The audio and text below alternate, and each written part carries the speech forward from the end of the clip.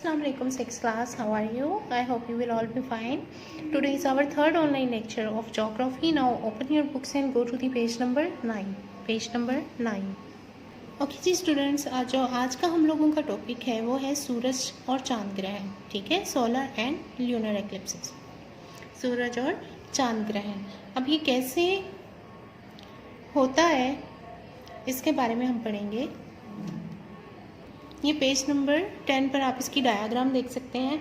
एक ज़रूरी बात बच्चों कि आपने इसकी रीडिंग भी करनी है और जो डिफ़िकल्ट वर्ड्स हैं, न्यू वर्ड्स हैं आपके लिए, उनके मीनिंग्स भी फाइंड आउट आपने साथ साथ करने हैं. ठीक है, जैसा कि आप ये डायग्राम देख सकते हैं सूरज और चांद ग्रहण में. अब देखिए, सबसे पहले तो जानना ज़रूरी है कि हमारी ज़मीन जो है वो घूमती है सूरज के गिर्द. ठीक है, हमारी ज़मीन चक्कर लगाती है किसके गिर्द? सूरज के. और जो चांद है ना, moon revolves around the earth. और जो चांद है वो ज़मीन के गिर्द घूमता है. ठीक है, ज़मीन सूरज के गिर्द घूमती है और चांद ज़मीन के गिर्द घूमता है. तो बाज़-औक़ात क्या होता है कि जो चांद है ना वो सूरज और ज़मीन के दरमियान में आ जाता है. आप ये डायग्राम देख सकते हैं कि बाज़ दफ़ा जो चांद है वो सूरज और ज़मीन के दरमियान में आ जाता है. And cast a shadow on the earth. और इसका साया जो है वो ज़मीन पर पड़ता है. ठीक है, रोशनी के रास्ते में जब कोई सॉलिड चीज़ आती है तो उसका आगे शेडो बनता है ना. तो वही कह रहे हैं कि समटाइम्स जो है ना मून किसके दरमियान आ जाता है. आप डायग्राम देख सकते हैं, मून आ जाता है सन और अर्थ के दरमियान. And cast it shadow on the earth, जिसकी वजह से हमें जो सूरज है ना, sun is not seen completely और पार्शली फ्रॉम दी अर्थ. ज़मीन से हमें सूरज या तो मुकम्मल तौर पर दिखाई नहीं देता या उसका कुछ हिस्सा दिखाई नहीं देता, तो हम इसको बोलते हैं सूरज ग्रहण, सोलर एक्लिप्स. ठीक है, अब इसी तरह ल्यूनर एक्लिप्स, चांद ग्रहण. बाज़ दफ़ा समटाइम्स आप सेकंड डायग्राम देख सकते हैं. सेकंड डायग्राम देखिएगा कि बाज़ औक़ात जो है ज़मीन जो है वो किसके दरमियान में आ जाती है? सूरज और मून के दरमियान में. जो ज़मीन है हमारी वो चक्कर लगाती है सूरज के गिर्द. ठीक है, और जो चांद है वो चक्कर लगाता है ज़मीन के गिर्द. तो अब देखिए, चांद चक्कर लगाता इधर आ गया और ज़मीन यहाँ पर आ गई. तो बाज़ औक़ात ज़मीन आ जाती है सूरज और चांद के दरमियान. And cast it shadow on the moon. और इसका साया पड़ता है मून पर. Due to which moon is not seen completely और पार्शली फ्रॉम दी अर्थ, जिसकी वजह से हमें चांद का कुछ हिस्सा या बाज़ औक़ात ऐसा होता है पूरा ग्रहण लगता है, मुकम्मल तौर पर चांद नज़र नहीं आता या फिर चांद का कुछ हिस्सा नज़र नहीं आता है. इसको हम ल्यूनर एक्लिप्स बोलते हैं. ठीक है, और उसके लिए आपको वो एक एक्सपेरिमेंट बोल रहे हैं करने को कि आप एक टॉर्च लाइट लें. पेज नंबर 9 पर आप देख सकते हैं, वो कह रहे हैं आप एक टॉर्च लाइट लें, एक कॉइन लें, अपनी एक आंख बंद करें और कॉइन को उसकी सीध पे रखें. यहाँ से आपने रीडिंग करनी है और आपने ये एक्सपेरिमेंट करके देखना है. इसको पढ़ना भी होती है और इन क्वेश्चंस के आंसर भी आपने खुद से देखने हैं कि क्या होंगे. ठीक है, और आपका जो ये क्वेश्चन है ना, solar and lunar eclipse short question answer में है, लेकिन इसकी डायग्राम आपने साथ बनानी है. ओके जी बच्चों, तो अगला हमारा जो टॉपिक है वो है कॉन्टिनेंट्स एंड ओशंस. कॉन्टिनेंट्स किसको बोलते हैं?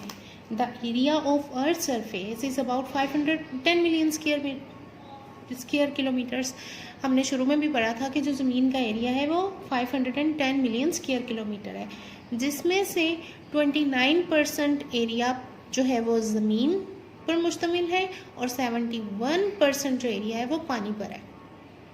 ठीक है, कॉन्टिनेंट एंड ओशन, ज़मीन दो चीज़ों में डिवाइडेड है, एक है कॉन्टिनेंट्स और एक है ओशंस. अब कॉन्टिनेंट्स क्या है? The land portion is comprised of, जो ज़मीन वाला हिस्सा है ना, लैंड पोर्शन, वो 7 बड़े खुश्की के खित्तों पर मुश्तमिल है, जिसको हम कॉन्टिनेंट बोलते हैं. The land portion is comprised of 7 large masses which are called continents. इसमें सबसे पहले नंबर पर जो है वो है एशिया. ठीक है, it is the largest continent, ये सबसे बड़ा कॉन्टिनेंट है. इसके इन इट्स ईस्ट, इसके ईस्ट में पैसिफिक ओशन है, वेस्ट में इसके यूरोप है, नॉर्थ में नॉर्दर्न ओशन और साउथ में Indian ocean.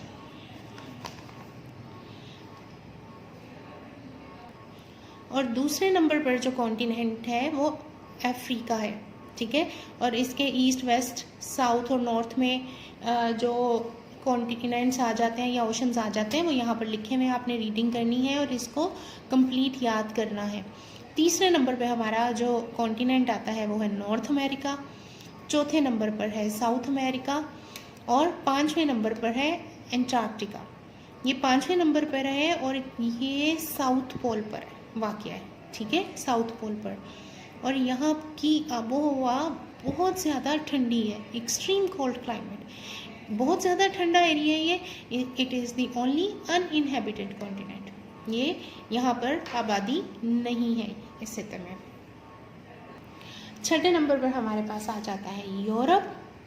It is the 6th largest continent. इसके भी ईस्ट, वेस्ट, नॉर्थ, साउथ में जौन से ओशंस या कॉन्टिनेंट्स जो भी है वो यहाँ लिखा हुआ है।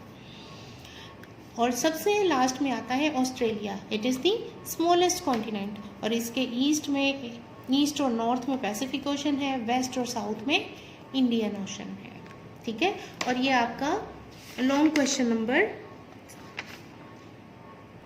3 है, लॉन्ग क्वेश्चन नंबर 3 है। और पेज नंबर 11 पर ये जो मैप बना है इसको आपने ड्रॉ भी करना है साथ में इस क्वेश्चन के आगे, ठीक है। डायग्राम्स लाजमी बनानी है ज्योग्राफी में।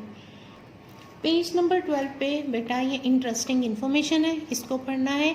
ये की पॉइंट्स जो मैंने आपको पूरे चैप्टर में रीडिंग करवाई है ये आपने पढ़ने हैं। इसमें से फिल इन दी ब्लैंक्स या शॉर्ट क्वेश्चन आंसर बनकर आते हैं, ठीक है। इसको आपने पढ़ना है अच्छे से। और ये ग्लॉसरी जो है ये आपने ज़ुबानी याद करनी है, यानी 1 मिलियन इज इक्वल टू और 1 billion is equal to solar system, the system of 8 planets revolving around the sun, ठीक है। Galaxy, rotation, devolution, leap year, ये सब कुछ मैं एक्सप्लेन कर चुकी हूँ अपने प्रीवियस लेक्चर्स में, तो आपने ये ज़ुबानी याद करनी है। आपको ये क्वेश्चन ऐसे आता है, define the following term leap year, तो अब आपने याद किया होगा तो आप लीप ईयर को डिफाइन कर सकोगे। The year in which there are 366 days comes after every 4 year is called leap year. और पेज नंबर 14 और 15 पर MCQs हैं जो आपने खुद से सॉल्व करने हैं। और मैं आपसे बार बार कह रही हूँ कि आपने डायाग्राम्स जो हैं जितनी भी हैं जिन क्वेश्चंस के साथ वो आपने सारी ज़रूर ड्रॉ करनी है। अपना ख्याल रखिएगा। अल्लाह हाफ़िज़।